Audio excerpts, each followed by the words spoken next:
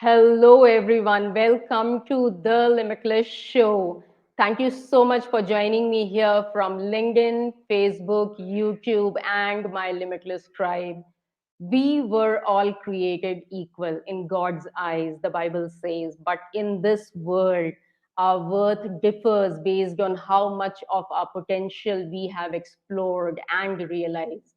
It is said that our wealth and success is directly proportional to how much value we have created for others. Through this show, I constantly strive to create a window through which you can look into the minds of such people who have understood the fundamentals of manifesting abundance in their life by adding massive value to others. With every show, even if you take away one such key fundamental and implement it in your own life, no one can stop you from being limitless. My today's guest, Michael Rearden, was born in Connecticut, USA. It's a small state that is adjacent to New York. He realized that he wanted to be a teacher when he got a job being a swimming coach. And when he was like 5 years in the same thing, that was the time he left to focus on his teaching career. And then he graduated with masters in 2013, and he started teaching in the public school system from kindergarten to 12th grade, and last 2 years of his teachings were focused on working with students with special needs. Now, Michael founded his company Reven Concepts in 2018, and the reason he started his company is due to the need for stronger mindset that needs to be created, because he saw a big gap. He saw that the school system were formulating a major flaw in the mindset, and that was the whole reason people were losing their ability to understand their own self-worth. So let's bring Michael on the show with a big round of applause. Hey, Michael, thank you for joining me here on the show, and it's great to have you over here. Thank you so much, Anshu, for bringing me on. It's a pleasure. Wonderful. So, Michael, we always begin this show with the guests sharing their journeys with the audience so that, they are able to relate to, where you have been and how far you have come. Sure. So I was born in Bridgeport, Connecticut. And Bridgeport, if you ever look it up, is not going to be the most glamorous of places. So it's the ghetto. And a lot of violence, drugs, gangs, name it, they have it, right? So I had that type of upbringing. And it wasn't necessarily a positive type of upbringing. It had their own struggles, just living there. But you can either let your environment define you or refine you. And so the environment wasn't going to take a hold of me, right? I wasn't going to continue with that type of environment because it wasn't the life that I wanted in the end for myself. So I didn't want to be in a gang. I didn't want to be selling drugs or just have all that type of negative behavior and lifestyle. So I decided to get out. Mhm. And so I went to school, got an education, went all the way up to college, got my master's degree in education, started teaching, Mhm. Mhm. and just from there started the whole effect of, okay, I really enjoy teaching, I really enjoy helping others, and I saw the discrepancies where the school system was creating people who were not going to be 100% ready for society. So Mhm. yes, they're able to do math, English, be able to write and speak, but at the same Mhm. time, are they able to make the choices they need for their best life?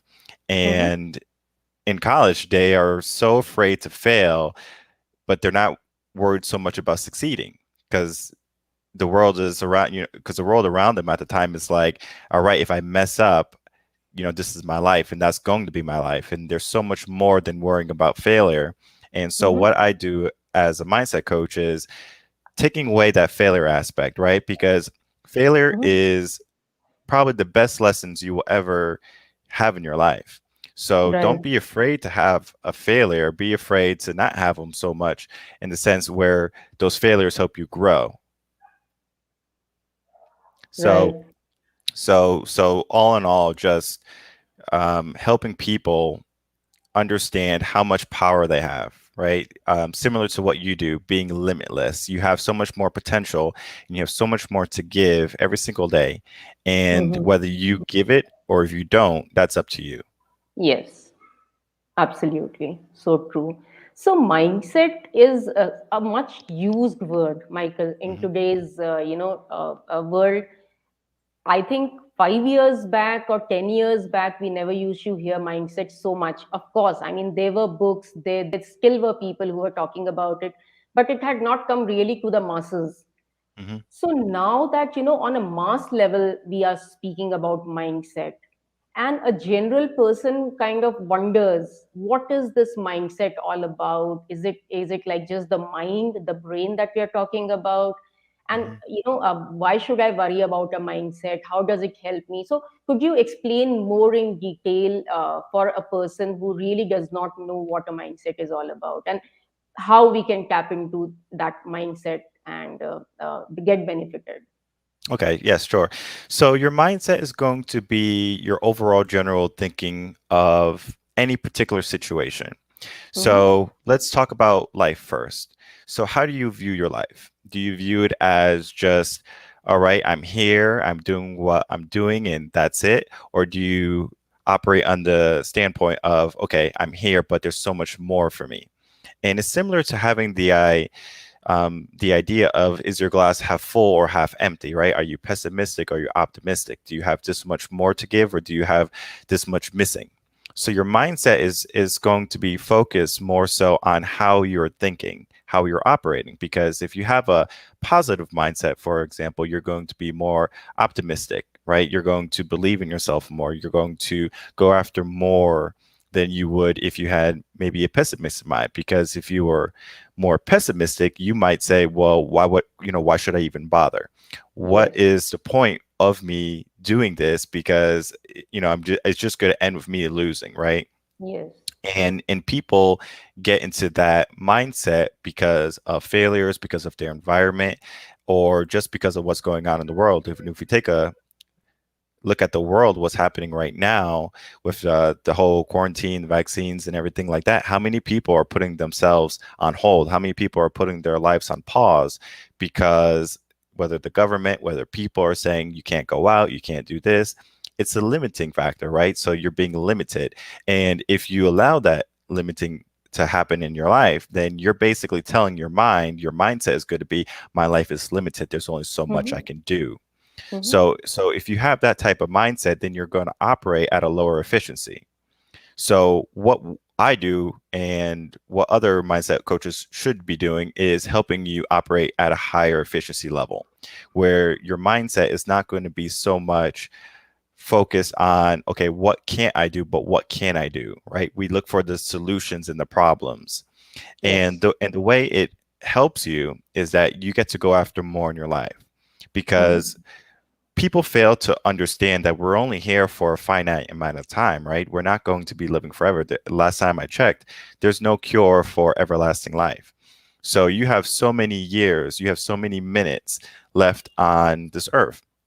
And I was telling my father, I was speaking with him, Mm-hmm. and I live in Texas. He still lives in Connecticut. And I Mm-hmm. said, okay, well, how many times do I visit you, right? So if, let's say I visit my father every year, right? And my Mm-hmm. father is almost 60, and let's say he has maybe 20 more years to live, so he's going to pass away when he's 80.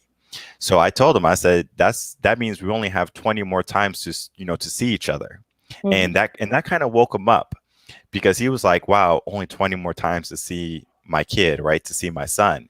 Mm-hmm. And that made him start to think, right? Because when you start to understand that time is fleeting, it's not so Mm-hmm. much where you're worried about not having enough time, but Mm-hmm. understanding that you're going to make the time you have valuable. And so Right. your mindset is going to be, what can Mm. you do right now? How can you progress, right? Can you be better tomorrow, right? Like, the Yes. goal should always be to be better than you are today. Absolutely.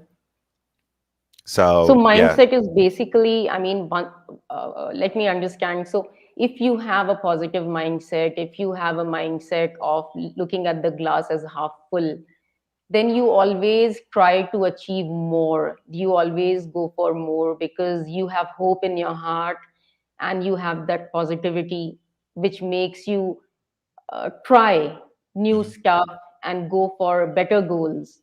But when you're negative, of course, you Hmm. just stop yourself in where you are because you feel that, what's the use? You Hmm. might not achieve whatever you're going for. Yeah. And I wouldn't say always, because you can have a wonderful mindset and then there can be something that happens in your life that just kind of knocks you down. Right. And it's not so much about getting knocked down is the problem. It's about, do you get back up, right? Yes. Like, how often do you get back up? How quick do you get back up? And trauma is one of the reasons why people change, right? Whether it be a death in Yes. family, loss of job, something happens to your body, whether you lose the ability to walk, talk, etc. That type of trauma is actually going to affect you, where you're going to say, well, now I can't do something. And then your Mhm. mindset is going to be negative, right? It's going to say, okay, well, I can't do this because of this, right? Of your Mhm. circumstances. So Mhm. being able to go past your circumstances, right? So for me, growing up, I didn't have the the best neighborhood to grow up in, but I didn't let that type of upbringing say, well, this is my life, right? I'm not going to allow that to affect what I'm able to accomplish. and Mhm. i and I see that in many people. Many people Mhm. are defined by their circumstances, by their Yes. environment. Yes. And if they can get past that and they can say, well, I want to be there, and Yes. they do what they need to do to get there, that's important. Because if they're going to simply say, okay, I want to be more positive, I want to have a positive mindset, that's very nice, but that's only operating at the surface level. Surface level. Because Yes. we need to get deep. We need to understand, well, what's the reason, right? What is the root cause for you not being able to think in a more optimistic way, right? Just to use a word. And then a synonym would be positive, right? To say, Right. okay, well, I can do this, right? And it's taken away from us at a young age, where kids are superheroes and they're jumping off the sofa and they believe they can do anything. And Yes. then it only takes one time, right, for them to get knocked down. And then they're afraid to get back up. And that fear is going to stop you, right? They say that fear is going to be the number one dream killers that you'll ever have to face. And if you can overcome the fear that's going to Yes. be coming into your life, then you're going to be able to overcome the challenges that are along the way, because life is not going to be without its problems. Yes. So just having a mindset that understands that there's going to be problems, there's going to be hard times, there's going to be ups and downs, but you take the good and the bad. And you Yes. always and you always should say, okay, well, the bad is there, but the good is here too. Yes. And And how resilient I can be mhm, in that situation. I exactly. think resilience is what we require every time we fall down, every time we face a trauma. What helps us get up is the resilience to it. Yes, totally agree. If you're not resilient, then all the negativity, especially in today's world, is going to weigh very heavy on you. And a lot of people are struggling right now because they feel like the world's on top of them. When the case is, your world is just not controlled by you. Yes. So people are allowing their world, right, their life, to dictate what's possible for them. And they Yes. have to get out of that thinking, get out of that habit, because if they don't, they're going to be crushed by their thinking, by their way of living, and they're not going to be truly able to live. True. So we just spoke about, I think, you said that just trying to be positive, you Mhm, can be positive for some time, but that's not going to be lasting because it's happening on a surface level. So mhm, that brings me to my next question. I think, when we talk about the resolving any issue from that depth, we always talk about subconscious mind. mhm, They say that we have three minds: the subconscious mind, the conscious mind, and the unconscious mind. Would mhm, you like to, take us through, what kind of function do all the three have, and what kind of impact they have on our lives? mhm. Sure. So the conscious mind is going to be the surface level, right? So that's going to be how we think, how we talk, and how we act. So looking at our conscious mind is going to be our choices. So we're going to, let's say, wake up in the morning and we're going to go to the gym. Mm-hmm. So now we're at the gym, we have a good workout, we come home. Okay, what's the next thing we do, right? Do we go to work? We go to work, okay, we do our day to day at work, then we come home. But what do we do when we get home? Do we continue working? Do we start building our empire? Or do we just kind of say, well, work was very difficult and say, okay, well, I'm just gonna, sit on the sofa today and I'm just gonna watch some TV and relax because I had a very stressful day, right? So the Mm. conscious mind is just there telling you how to operate. Yes, And then we have our subconscious mind. The subconscious mind is going to be that whisper, that small voice that's trying to say, "Hey, you have more to give. Like, don't give up yet." yes, It's going to be telling you the truth, right? It's going to be your belief, yes, and the subconscious mind is going to say in the morning, okay, so you wake up, you go to the gym. Well, I mean, you've been going to the gym for 3 months and you didn't lose any weight. So what's the point? Right. Then you go to work, you're just like, you don't even like this job. The only reason you're here is for a means to the end or to pay your bills. So like what are you right. doing? Like just go through your day and just wait for Friday and then dread Monday. And then when you get home, the subconscious mind is saying, "Oh, okay, I'm stressed out, and I just need to take a break, and I'm not going to push myself because I'm going to break if I push myself anymore." And that is going to be your belief, right? Where you're going to say, "Well, I can't push myself because I'm already so stressed and I don't see the results." Then you have your unconscious mind where is going to be just you waking up in the morning and either whether you do it or you don't do it, it's going to be because of a habit. Whether you go to work and you do it because you enjoy it. And whether you come home, do Hmm. you follow your regular habits or do you create new habits that are going to be more beneficial to you? Right. So all of them play a role and all of them need to be addressed. So that's all just talking about the three. Now, when we are talking about motivation, that's going to be your conscious mind and that's going to be the top, right? So if I gave you a Yes, piece of cake or a cupcake, it has the frosting and the sprinkles. That's going to be just dealing with the frosting and the sprinkles. And yes, yes, it tastes good, but the reason why you have a cupcake is the cake part. yes, And so we really want to dive down to that cake, which is going to be your subconscious mind. right. And if the cake is bad, if the cake is dry, you're not going to enjoy the cupcake overall. Yes, So having a positive subconscious mind that's geared to helping you succeed, that's geared to helping you achieve greater heights in your life, that's going to be key and essential for you to progress. Because your conscious mind, again, is just the superficial part. Think of if you go to a motivational seminar, everyone's like, mm. hoorah, you can do it. Give me 120%. You can do this. Tomorrow you're going to be a Yes, millionaire. Say, yes, I can. Yes, I can. That's yes, that's the conscious mind, right? The conscious yes, mind is easily influenced. It can be easily manipulated. But the yes, subconscious mind is always there. The subconscious mind is going to say, but remember yesterday you said you're going to be a millionaire and then you woke up, you weren't a millionaire today. And it starts to believe that, right? It says, well, it happened before and you said it was going to happen. It didn't happen.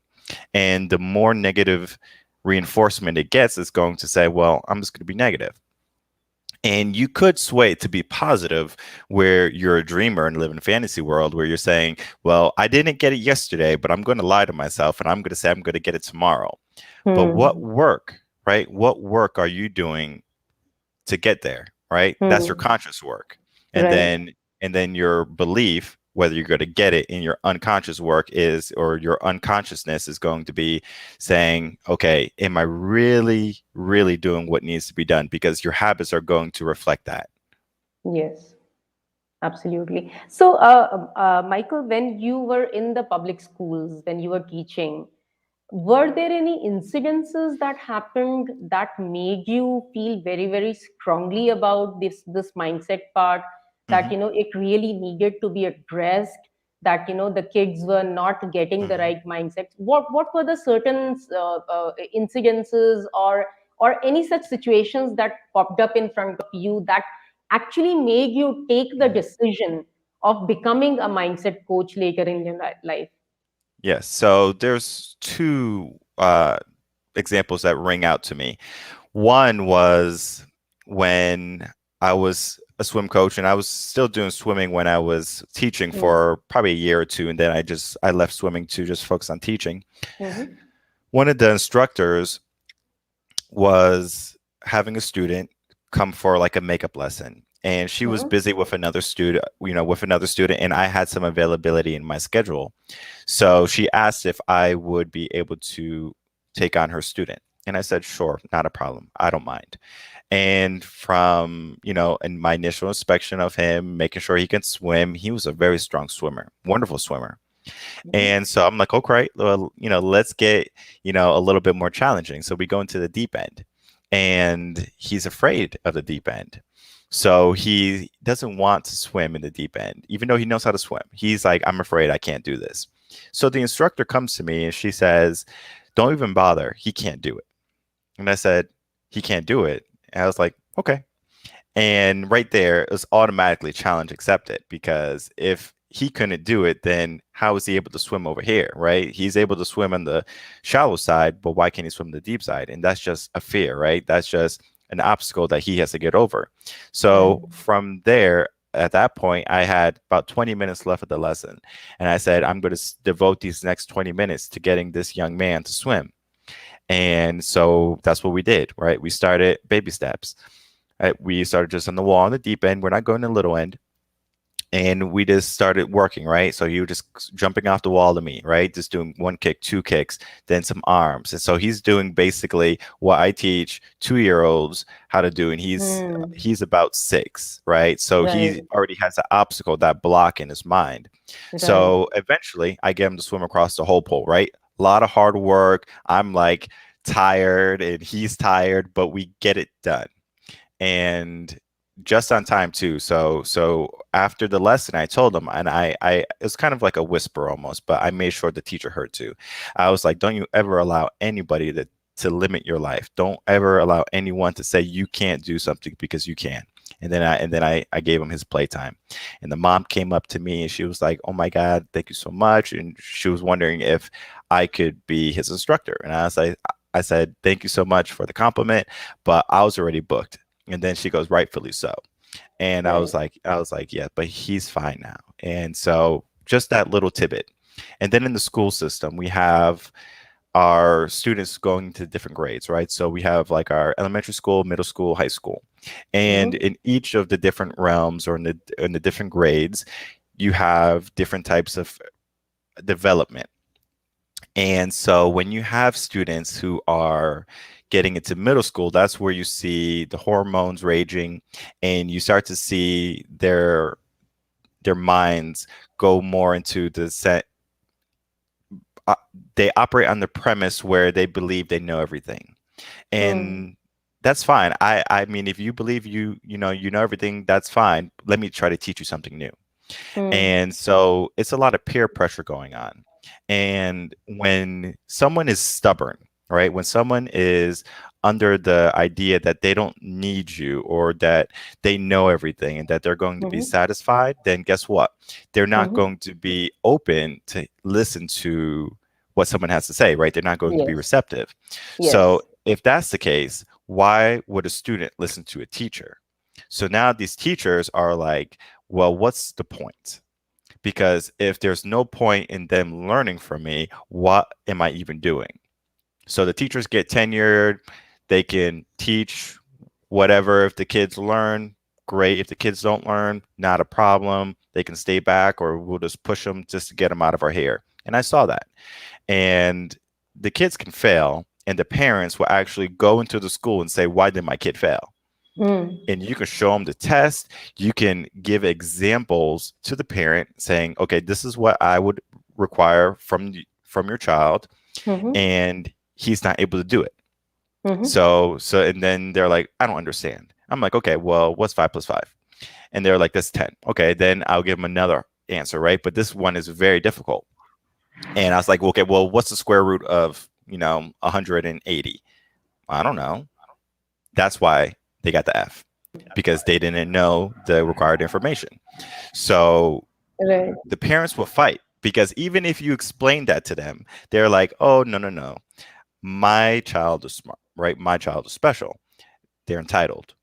So they are going to have their parents fight their battles for them. And now we're having a new generation that's coming up where they feel entitled, right? Where they feel like, oh, my mom is going to protect me. My dad is going to protect me. My grandpa is going to protect me, right? I am sheltered, right? They're very coddled and they have a very weak mindset because they never had to deal with that type of adversity, with that type of difficulty, right? For me, when I was young, if I failed the test, my mom and Mm-hmm. dad were on me. They weren't on my teacher. They were on Right, me. right. And now the parents are on their teachers where Yes, where they're saying the teacher is the problem. And then now where the teachers fight, right? They say, well, the parents are just going to get their way if they fight hard enough. So, I mean, I'm just going to give them a grade so they pass, whether it's a C or an A, yes, doesn't matter to me. But as long as they move on yes, to the next grade, they're out of my hair. So yes, now it's not so much teachers are taking the full responsibility, like they're not ready to move on to the next grade. So I'm going to keep him here so he's ready for what's coming for him or her. yes. And that's a discrepancy that's happening in the school system. And I'm not saying that every teacher does that, right? There's going to be teachers that fight and saying no, this is going to be the case, but I've seen some wonderful teachers who had good hearts, who were on top of their game. And Mm, I seen the principal go to the teacher and say, listen, I understand that you have all this information and things like that, but do you want to deal with this headache? And that's the parent, mm, right? Do you really want to deal with this headache? mm. And the principal is saying that to the teacher, and the teacher's like, okay, well, whatever, right? And then the kid passes, the kid moves on, the kid gets the A. And Yes. it's crazy, and it's crazy. So I wasn't going to be a part of that type of system. And I'm sure it doesn't happen in every school, but I've seen it happen in the schools that I've taught multiple times. No, it completely resonates with me, Michael. Unfortunately, I mean, you are sitting in the US and I'm in India, Hmm. but it happens here as well. In fact, a few of my aunts have been teachers, they are skilled teachers, and the kind of system they have is like, please the parents, please the students. Hmm. The students come from maybe affluent backgrounds and they are paying high fee. All the school wants is that fee to keep recurring every year, Hmm. and they do not want the teachers to be strict with the students. They do not want them to call a tomato. I mean, they just want basically teachers to take all the pressure and all the negative feedback for the Hmm. students performance, even if the student is not studying anything. Not, I mean, it's the entitlement mindset, as you Hmm. already spoke about it.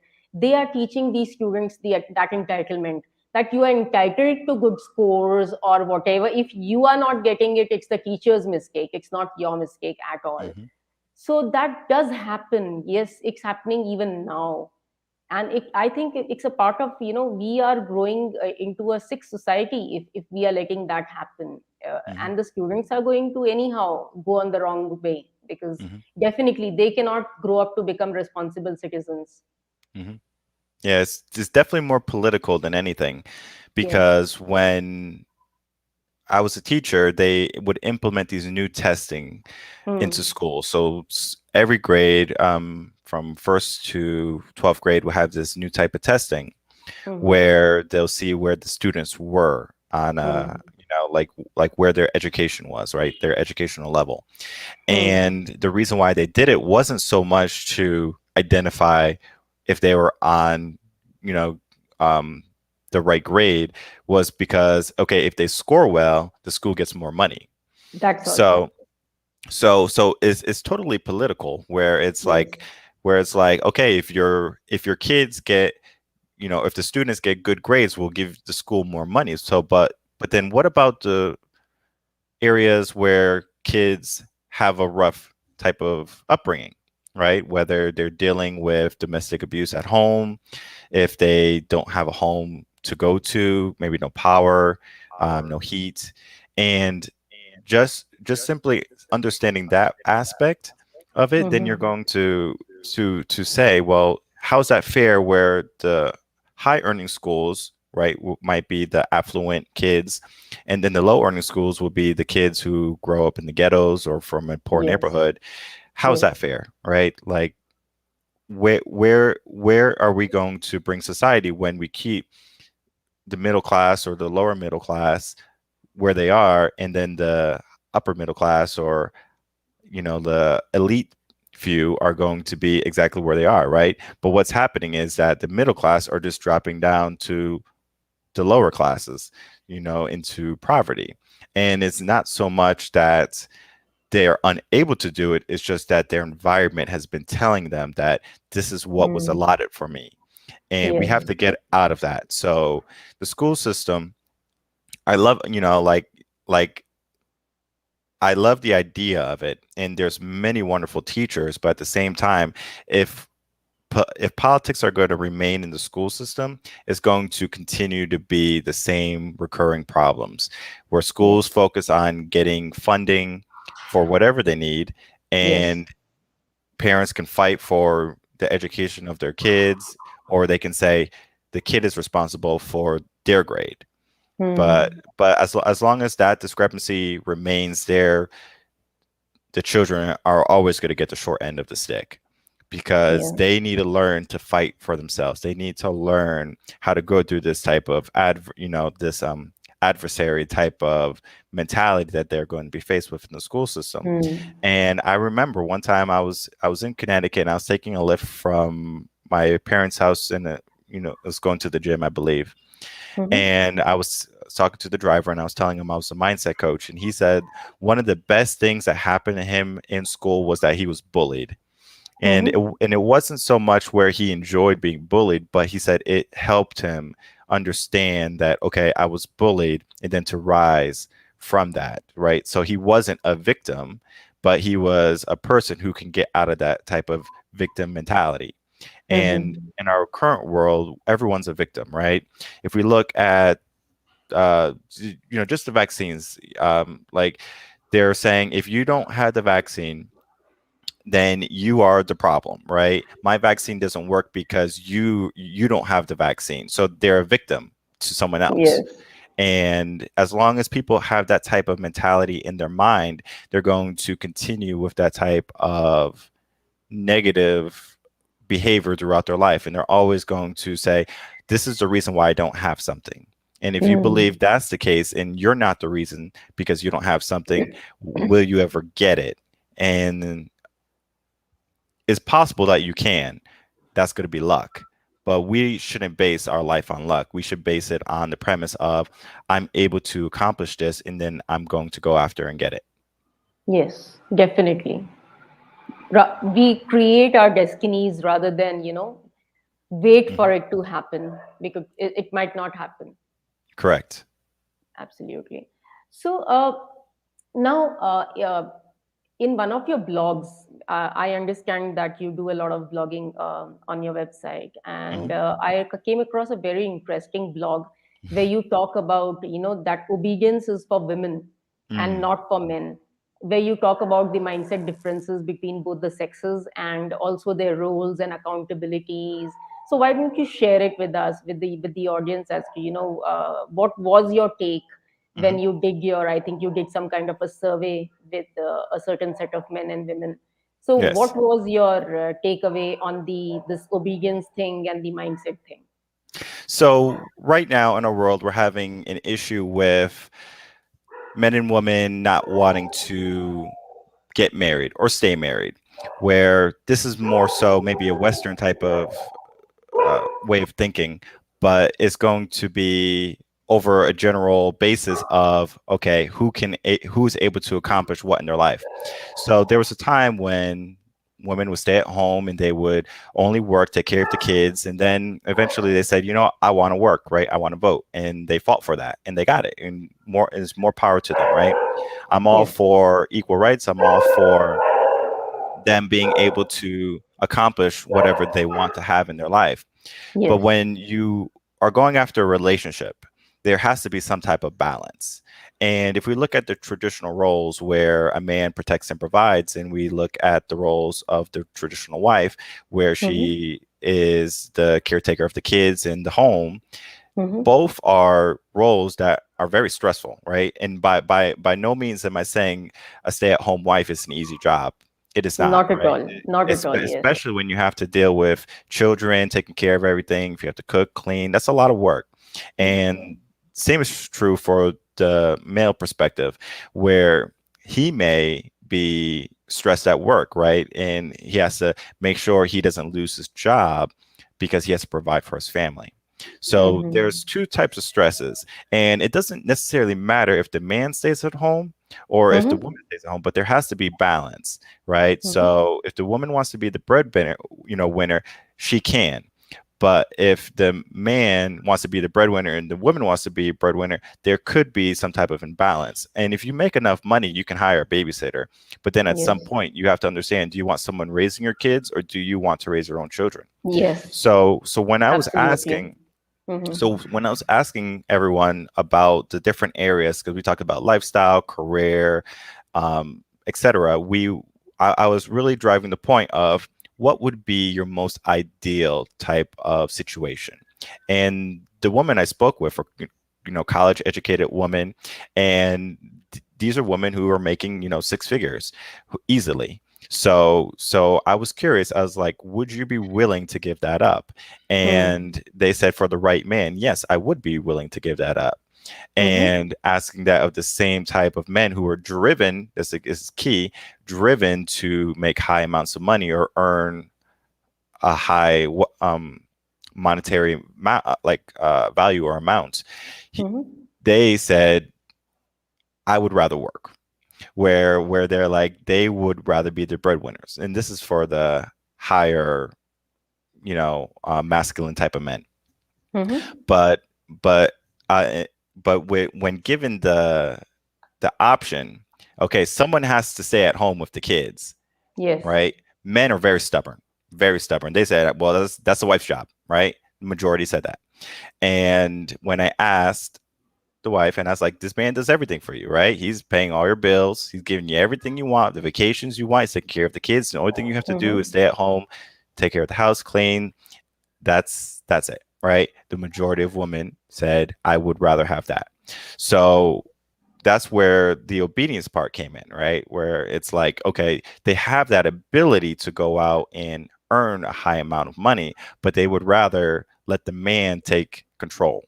And what I see is with some of my clients who are going through divorce or separation, they're dealing with women who have a subconscious belief in their mind that they have told themselves over and over again, right? So it was a rhetoric that they said, oh, my man is not masculine enough, or my man doesn't make enough money for me to live the Okay. lifestyle, or I have to work a certain amount of hours. I would rather just stay at home with the kids.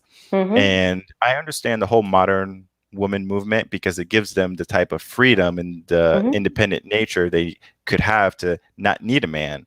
But at the same Mm-hmm. time, when you're older, right, and you're in your 30s, you Mm-hmm. want someone to spend your life with. You want someone to grow with, and someone Yes. who's going to respect you, right? Because being a single parent is not easy. And when when faced with the option to be able to settle with a person who's going to be able to give you everything you're looking for, or Mm-hmm. to continue to fight alone, women would tended to settle when it comes to in a relationship between heterosexual couples. Mm-hmm. So all in all, the obedience part is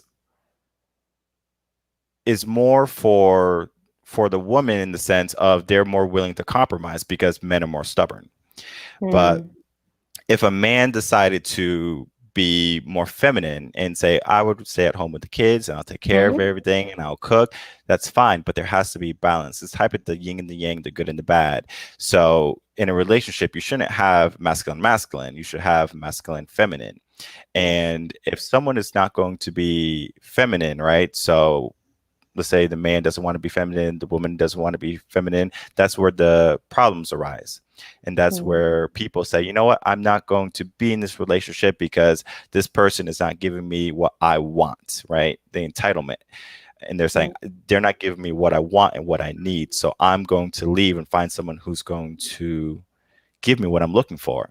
And Mm-hmm. at the primal level, right, of how we grew as in just as humans, right, our current species is only around 100,000 years old, Right. and we went from hunter gatherers to living in houses with running water, and we don't and going to the grocery store, so we necessarily don't have to go through that type of struggle.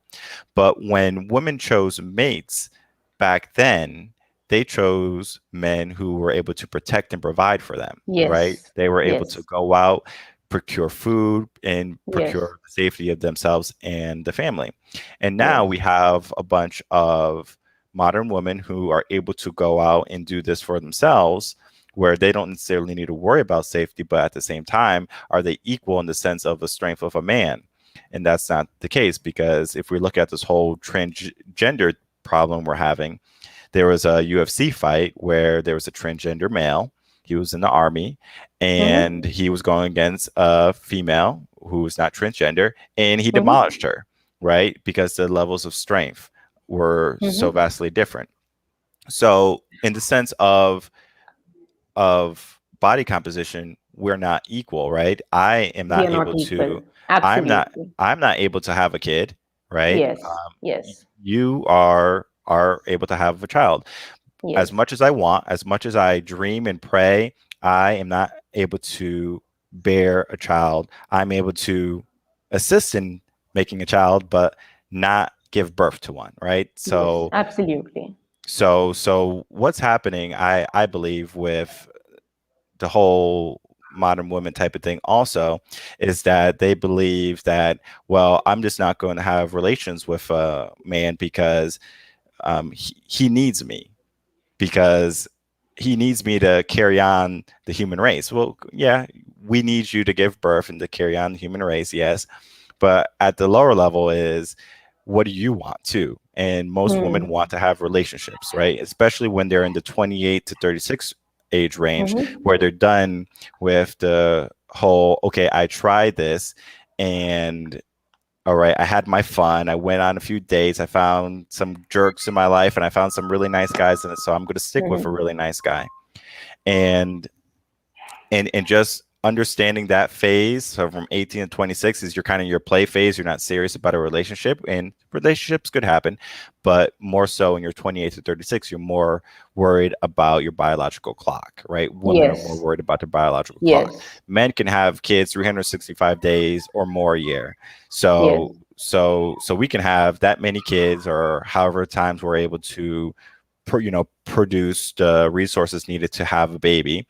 But a woman is only able to have a child to term Yes. one time, once a year. So understanding that, it's like, would you rather have someone who's going to be obedient and say, okay, I'm going to have a select few men have my most intimate part of my being, or I'm going to be promiscuous and just kind of flounder myself? And so when we talk about obedience, it's more so of loyalty and of being able to understand that I'm going to follow someone. I'm going to be led by someone I trust, someone I care for. And modern women are definitely making poor choices when it comes to men, because they're either dealing with feminine men, or they're dealing with men who have no ambition or no drive, right? They have a very poor mindset. And women fail to understand that men control relationships, but women control sexual access. So now that the modern women are here and they can go out and they can get a man and do that, now they don't really control sexual access anymore, because they want the same thing as what the man wants. So now the man is getting this type of relations without even having a committed relationship. So Yes. now it's kind of up in the air, right? Where if women are going to be going after just relationships, and then eventually they say, well, I want a relationship now, men are already under the premise of, well, why do I need to give you a relationship if I wanted to Yes. have relations with you and Yes. I can get that like that? Like that. So yeah, Absolutely. so obedience is not so much in general talking of you need to listen to Mhm. any man, because you women need to be selective in the men they choose to follow, because if you pick the wrong man, Absolutely. then that can have a detrimental effect to your whole entire life. So I encourage women to seek some type of therapy or some type of coach to help them identify who they're really looking for, and to help find those type of men, because we have these bad boys, right, where they look good on paper, they look good, just from seeing, like they might have six pack, Hmm. they might have money, but at the same time, do they care about you, right? Do they want to Do they see you respect grow? you? Do Do they they respect truly you? admire you? Yes. I think, more than love, thank you for bringing this so openly out, because not many men would want to talk, because this is very controversial, what we just, Hmm. spoke about. So thank you, first of all, for bringing this out. And you were so true when you said that why would men commit if they are getting everything just like that? Hmm. And women have the option to deny or to give in, but to the right men, of course. Hmm. And you can be in a relationship without love also, but there needs to be mutual respect for each other, which I believe is most important, even more than love. Right. You can sustain in a relationship without love also, but if you don't respect each other, that relationship cannot survive at all. If you are undermining each other, it Hmm. will be only a few days before you are out of the relationship. Yeah, So definitely. true. Absolutely And great. and another point is about love. When we look at relationships and they're going through the divorce or separation, you don't hear anyone talking about in the divorce court saying they want half their love back. They want half of material things, money, Yes. finances, 401ks, cars. They want Yes. that, Yes. because they have grown to say, well, the love is not there, the respect is not there, so I'm just going to take what I can. Right. So now they're going to be operating under a very materialistic sense, where they believe, okay, these material things are going to make me happy, because then if I have them, he doesn't have them, or she doesn't have them, and then suffering occurs. But it doesn't happen in every relationship, but definitely in the majority, where the other person is Hmm. so adamant about ruining someone's life, where they're saying, well, I'm going to Hmm. take everything you have, Yes. and if I can do that, then I'll feel satisfied. But how long will that satisfaction last? Yes. And it's going to depend on the person, of course, but typically when we deal with happiness is very short lived, right? Our emotions last 90 seconds, right? are, Hmm. are are meant to last 90 seconds. If they last longer than 90 seconds, it's because you're thinking about it, right? You're ruminating Hmm. about it. Hmm. So the human body in general, or the human mind in general, is going to naturally be negative. So it's going to naturally ruminate on negative things longer than it would positive things. So this positive victory you get is going to be Hmm. good for a short period of time, but the negatives that happen after, those are probably going to be greater than your short win. And I'm not Yes. saying that you shouldn't get a divorce or you shouldn't get out of a relationship. For me, the Hmm. premise of getting a divorce or a separation is if you're in a toxic relationship, whether he mentally abuses you or physically abuses you, or he's no longer the able to give you the life that he promised you, in a sense, right? So let's say Hmm. he was someone who was driven, he was motivated, and you were willing to build with him. And Hmm. all of a sudden he's like, well, I don't want to do that anymore, because Hmm. I failed and I got knocked down and it hurt and I'm Hmm. scared. And Hmm. he refuses, this is key here, Hmm. he Hmm. refuses to get back up. Then Right. it is, in my opinion, it is okay to leave him, because Hmm. if he's refusing to help himself, how can you help him? Yes. Yes. Absolutely. I agree. So another thing, I mean, we are have almost come to like 50 minutes of our show. Hmm. I have a lot of questions still, but kind of running out of time. So I'll Not a ask problem. you one more question before we move ahead to our next round, Hmm. Michael. And this is like a signature question that I ask my guests. So, do you believe in limitlessness? I know you already spoke about it a bit, and who according to you has achieved that limitlessness in this life? Who according Mm. to you are those people? It can be one, two, three, however many you feel. So what is your take on this? So I believe that as long as we have the mindset of that there's more to give, there's always going to be more to give, right? If you believe that you can get back up, whether you got knocked down good or you got just kind of pushed and shoved down or pushed back, there's always an opportunity for you to overcome. Right. So becoming limitless or to become under the mindset of trying again, that's always there, right? You can always get back up, right? It's your choice to stay down or to get back up. Yes. And as for someone who has reached that type of mindset, that's a wonderful question. I typically don't think of that question quite often, but if I had to think of a person, it would be um,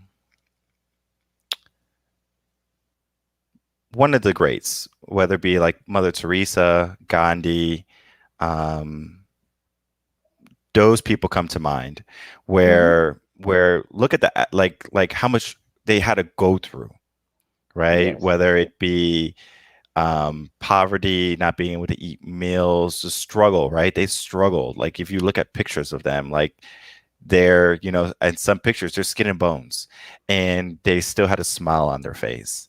And that smile is, rings true past all the negativity and all the Hmm. issues that they had to go through. So being limitless in the sense of no matter what goes on in my life, they're still good. And if they could still smile, that is someone to be respected and be renowned in the sense of being limitless. Wonderful. Thank you so much, Michael. We will move on. I had a lots more that I wanted to ask, but maybe you will come Mm. again on the show after Yeah. the 100 episodes are over, and we will Yes. talk more at that point. So let's move on to the next one, and that's going to be like a quick lightning Hmm. bolt round, Right. where short, crisp answers. Okay, let's move on.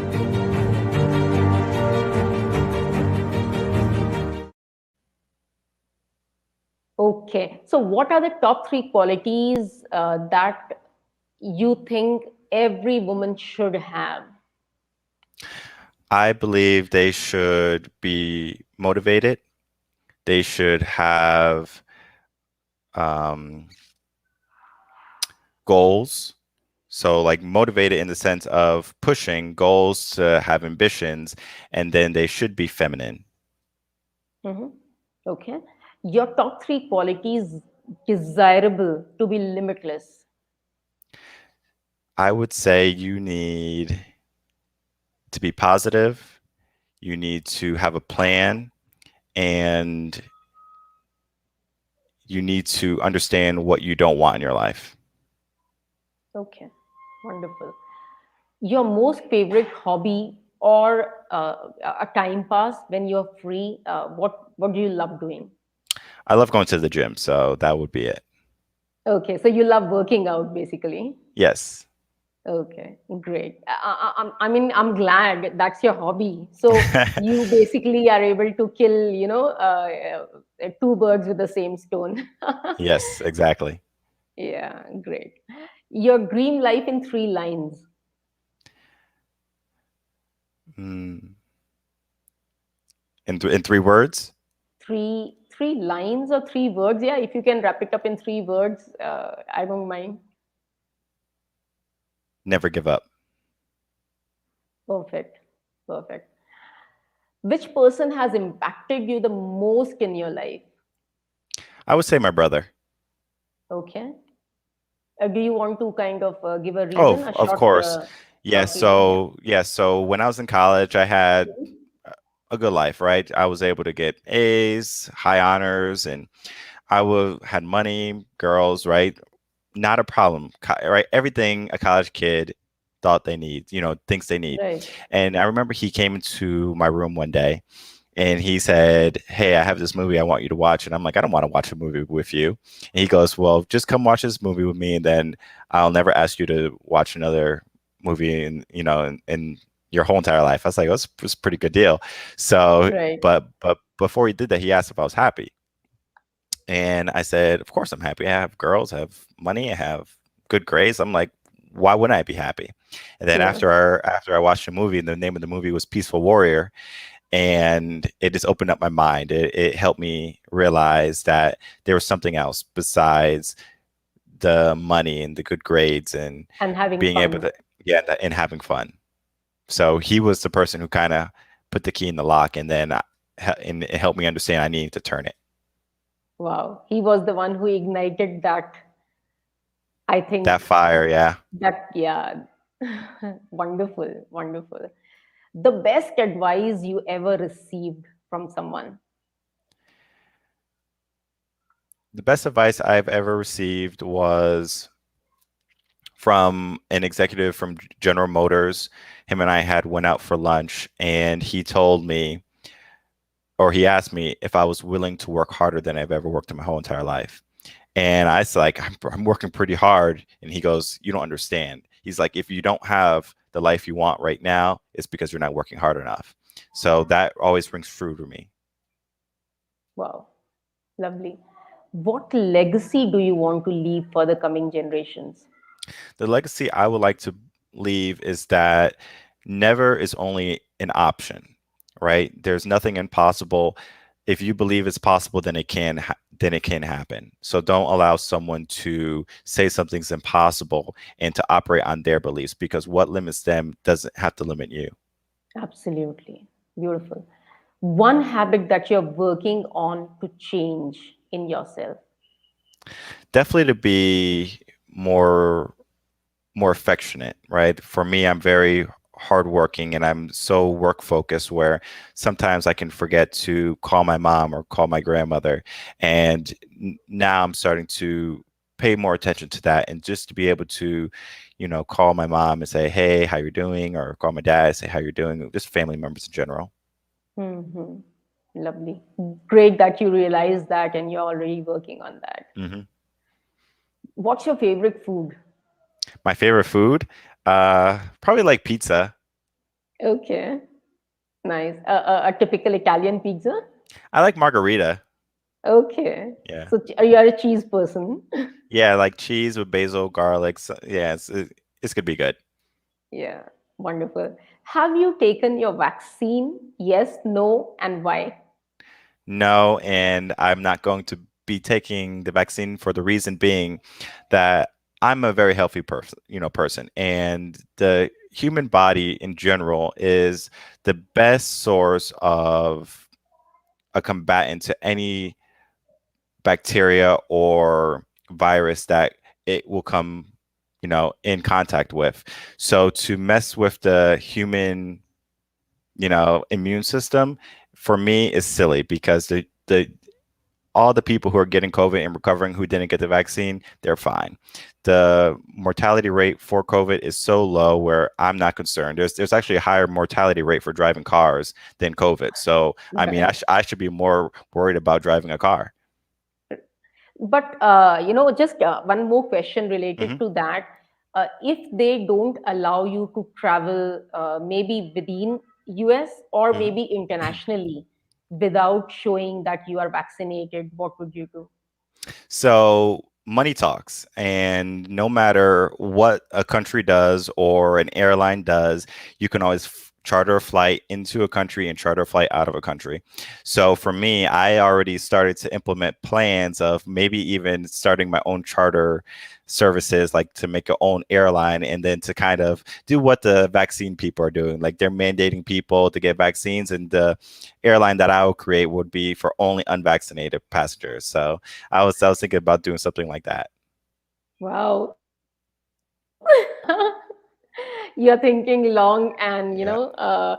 so much further. Yeah. Awesome. So, just on that note, I want to leave saying that even I have not gotten myself vaccinated, and I Hmm. don't believe in being vaccinated. Same thoughts, exactly the same, process of thinking.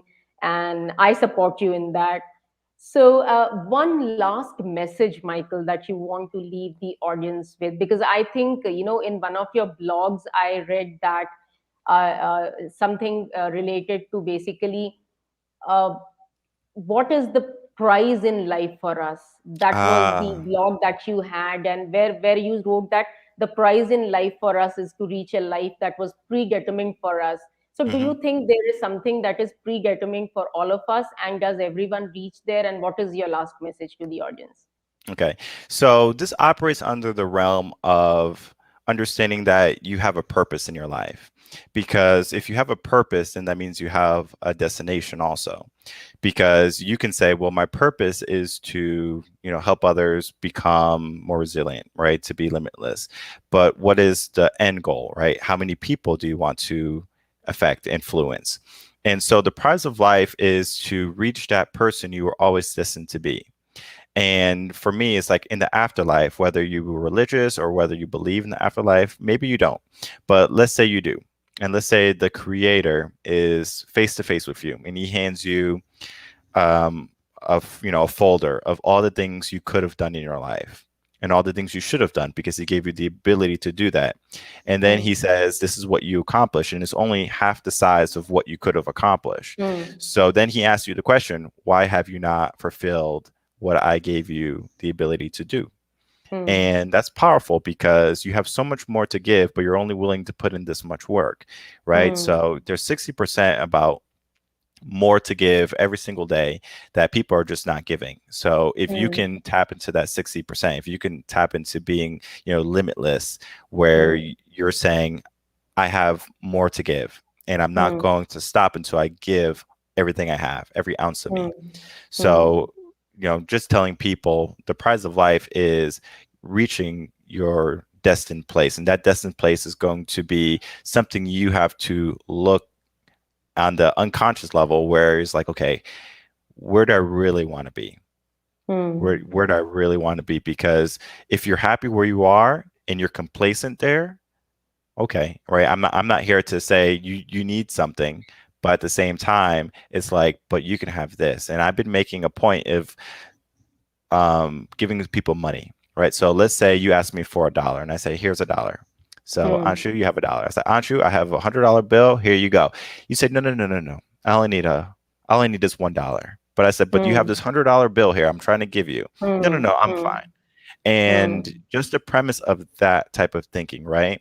You have what you got, right? Life gave you $1. You got what Yes. life, you asked life to give you. You got $1. But then I'm saying you can get $100 now. Here Yes. you go. And you're saying, no, I'm resilient to that. I'm And I'm complacent and I'm satisfied mm, with this $1. exactly. So if you can understand that there's more to get, right?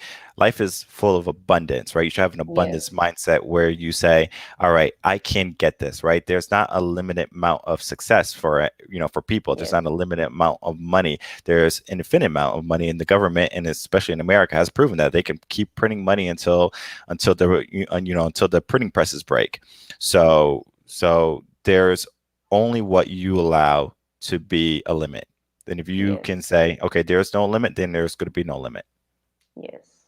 Absolutely. So, is that your last message to the audience before you leave them? You want me to add a little bit more? If you have any something else that you want to add. Hmm. Okay, yeah, just the last bit would be to take some time out today and to write down the things you want to accomplish in your life. And then if you're with someone, to write down another list of things you want to accomplish with them together in their life. And to keep going on until you tapped into all the people who are important to you, whether it be a child, a friend, a family member, and to make that list a priority because that's where joy is going to come from. And if your life is filled with joy, you're going to be more motivated to give more every single day. Because if I simply say to give more and you have nothing to look forward to, you're not going to push yourself. But if you have dreams and aspirations that are clear and definitive, you're going to be more prone and likely to succeed and accomplish them. Absolutely. Lovely message, Michael. Thank you so much. And thank you so much for all your time. No problem. I Thank you so much. It was an amazing session. I had a wonderful time, and you have a great day ahead. Thank you so much, Anshu. Everyone, please like, follow, subscribe. Anshu, if you're just joining in today, she has some wonderful content and you can learn so much from her. And Michael's all the links are there in the description. You can follow him and connect with him on his website and all the social media handles that are given in the description. So great, Michael. Thank you so much. Bye bye Thank and you. take care. We'll All see right. you Bye. again. Bye bye. Hey, people, thank you so much for being with me on the show till now. And, if you want to know how you can get value, how you can go ahead and be limitless, how you can overcome all the limiting beliefs that you have, or any kind of bad habits, or the challenges that you're facing in your life, in any area of your life, don't forget to visit the website anshutodi.com, and you can find out how I can be of help to you. So, till then, next week again, I'll be there with another phenomenal guest, and I'll see you next Wednesday. Good night. Take care. God bless.